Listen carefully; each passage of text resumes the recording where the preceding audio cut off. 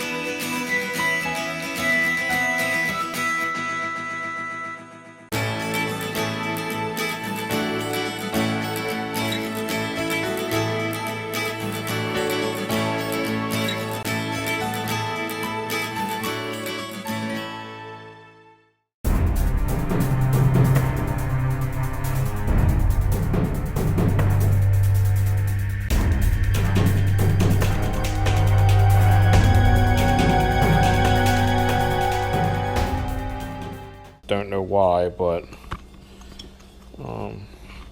it's kind of hard to see, but if you look right there in this little opening, you can see where this fan blade was hitting that edge, and it's because this thing has play in it. So if we take this, see how we can move this? Watch. It's kind of hard to tell because it's not very obvious, but you know, it's easier for me to see, obviously. But this whole thing wobbles, and that fan blade was touching the inside. So, but I got a new pump. I'm gonna go ahead and put it on. I'm not even gonna bother filming because I've filmed this so many times and it's just exhausting. But hopefully we'll get it on this time, and hopefully everything will work out.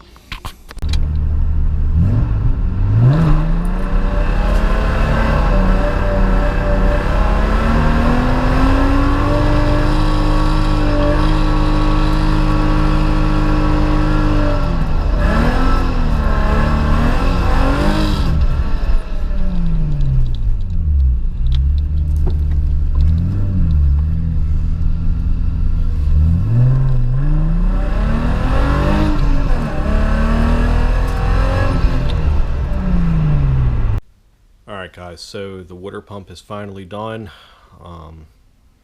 Just wanted to make a little video explaining what happened. I honestly really don't know. I either got two bad water pumps, or, I mean, the only thing I can think of that makes sense is that I was tightening my drive belts too tight, which was putting force on that bearing in the water pump. I mean, that's the only thing I can think of, honestly. It really surprises me that it would make the water pump go bad that fast, but that's literally the only thing I can think of. So, I don't know. This time when I put the drive belts on, what I did was I left them really loose, and then after I started the car, I only tightened them until the belts didn't squeak. So, I don't know. I drove it around quite a bit already. Runs great, no issues yet. You'll see in a video coming up here, I did quite a few other things to the car, and it is running great now.